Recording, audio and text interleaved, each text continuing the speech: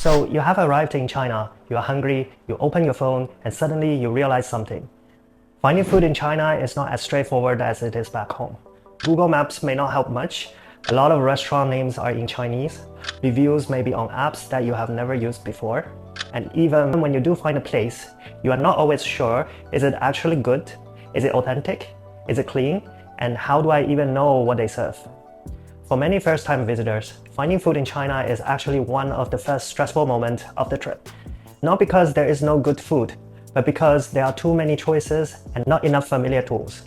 So in this video, I'm going to show you how travelers can actually find good restaurants in China, what apps help the most, what signs to look for, and how to avoid wasting a meal on the wrong place. Alright explorers, time to projecting.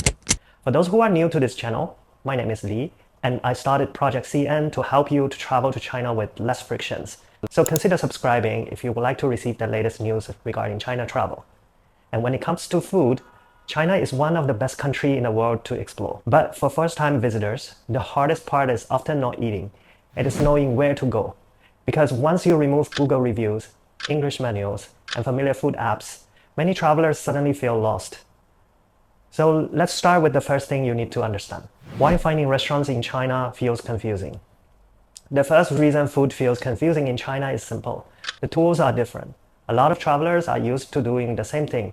Every time they land in a new country, open Google Maps, search best restaurant near me, read English reviews, pick a place with 4.6 stars, done.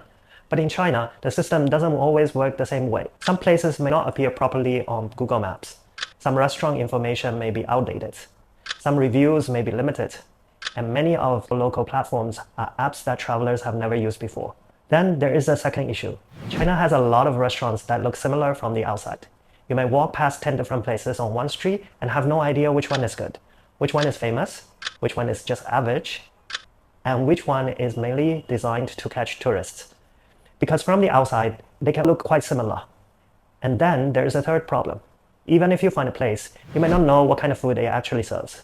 Because in China, restaurant names do not always tell you clearly what to expect if you don't read Chinese.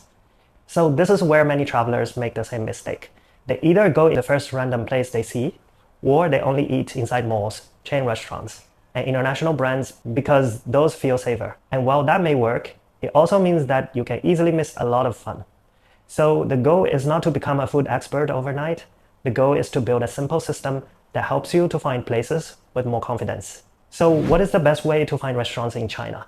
If you are a foreign traveler to China, I would say there are three main ways to find restaurants more easily. Method number one, use a map or Apple Maps to see what is around you. The first step is simple location awareness. You want to know what is nearby. If you are already out walking around, map apps can help you quickly see what food options are around your hotel, tourist attractions, shopping areas, or subway stop. This is helpful because sometimes the best food choice is not a famous restaurant across the city. Sometimes it's just a solid local place 5 minutes away from where you are. Map apps are useful for checking what's nearby, seeing the Chinese names of the venue, matching the location in the real life, spotting whether there are many restaurants clustered in one area. So maps help you locate food, but maps alone are usually not enough to judge quality. That's where the second method comes in. Use Dianping to check what locals actually like. If there's one app that travelers should know about food in China, it's Dianping. This is where people browse restaurants, look at photos, compare dishes, check popularities, and decide where to eat. Now I know what some of you may be thinking, but I don't understand Chinese. That's okay, because even if your Chinese is zero, Dianping can still be very useful for a few reasons.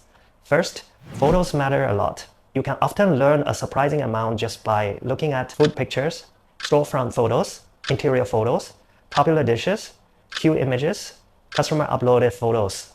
Second, you can still use translation apps to get a general meaning. You do not need to understand everything perfectly. You just need to answer a few questions. What kind of food is it? Does it look busy? Do the dishes look real and appetizing? Does it look like local actually eat there? Eat like a proper meal place? Or just a random shop? That already gives you a huge advantage. Method number three, use real-world signs on the ground. Sometimes the best restaurant signals are not digital. They are physical. When you are in China, some of the best clues are right in front of you. For example, if a place is busy with locals during normal meal hours, if you see families, office workers, students, or group of friends eating there, that is often more reassuring than a fancy English sign outside. If the kitchen looks active, dishes are moving fast, and the tables are turning over quickly, that usually tells you the place is trusted. In many cases, a busy local restaurant with average decor is a better sign than a polished but empty one. That doesn't mean every crowded place is amazing, but it is often one of the simplest filters travelers can use. How to judge if a restaurant is good even if you don't read Chinese. Now let's talk about the practical part. You find a restaurant. How do you judge whether it's worth trying? Here are the easiest filters. Number 1, look for photo evidence. Food photos are one of your best friends in China. If the restaurant has clear dish photos on Dianping, on a map, on the storefront, or even on a printed menu outside, that helps a lot. You are not only checking whether the food looks good, you are checking whether you can understand what kind of meal it is. Is it noodles, hot pot, barbecue, dumplings, seafood, rice bowls? That matters because the faster you understand the category, the easier it is to decide. Number 2, check whether people are usually eating there. This sounds obvious, but it matters. A place that is empty during lunch or dinner time can sometimes be a warning sign. Meanwhile, a place with a queue or a place that looks active and fast-moving often means something is going right. Number 3, see whether the menu feels focused. For example, dumpling shops, noodle shops, roasted duck places, hot pot spot. Those are often easier than a restaurant that has a massive menu doing 50 unrelated things. A focused menu often means the restaurant has a clearer specialty. And for tourists, specialty-based restaurants are usually easier to understand and easier to order from. Number 4, look at the customer type. Are the people eating there mostly locals?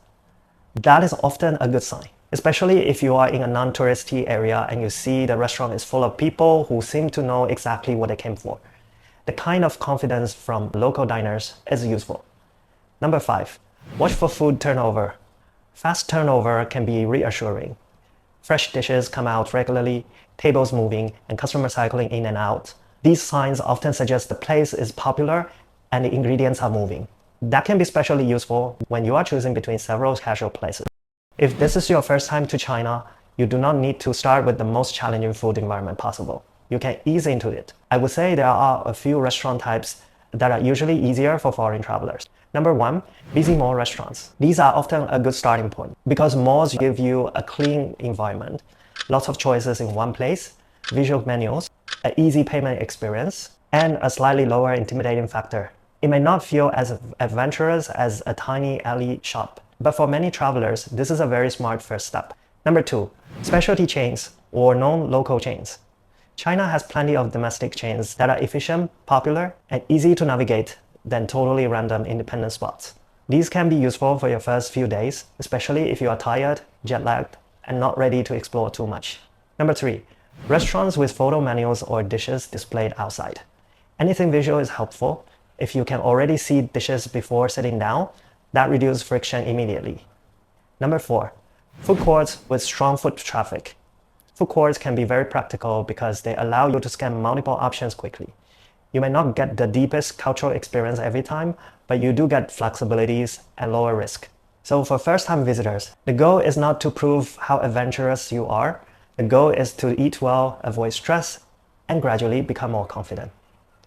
Let's quickly go through a few common mistakes. Mistake number 1, only relying on Google reviews. Google can still help in some situations, but if you rely on it as a food discovery channel in China, you might miss better options. Mistake number 2, assuming the nicest looking place is the best in China. Some of the best meals may come from places that look ordinary from the outside. Mistake number 3, being too scared to try busy local places. A lot of travelers walk past excellent restaurants simply because the signage is all in Chinese. But if the place is packed, the food looks good, and the system seems clear enough, that may actually be one of your best choices. Mistake number 4, choosing only based on convenience. Sometimes the closest restaurant is fine, but sometimes walking an extra 5 or 10 minutes makes a huge difference. Mistake number 5, going in without checking the food type first. This is how people end up in a hot pot restaurant when they wanted dumplings, or in a spicy Sichuan place when they wanted something lighter. So always try to identify the category before committing. Because once you use this system a few times, finding food in China becomes much less intimidating. And honestly, after a while, it becomes fun. You stop seeing restaurants as random unknown places. You started reading signals, you start recognizing patterns, and that is when eating in China becomes much more enjoyable. So if you are visiting China for the first time, finding a restaurant doesn't have to feel overwhelming. You do not need perfect Chinese, you do not need to know every single app, and you definitely do not need to guess blindly. If this video helps, please give a thumbs up and share it with someone who is visiting China. And don't forget to check out my free pre-trip guide, link in the description box down below. Project out for today. I'll see you in the next one.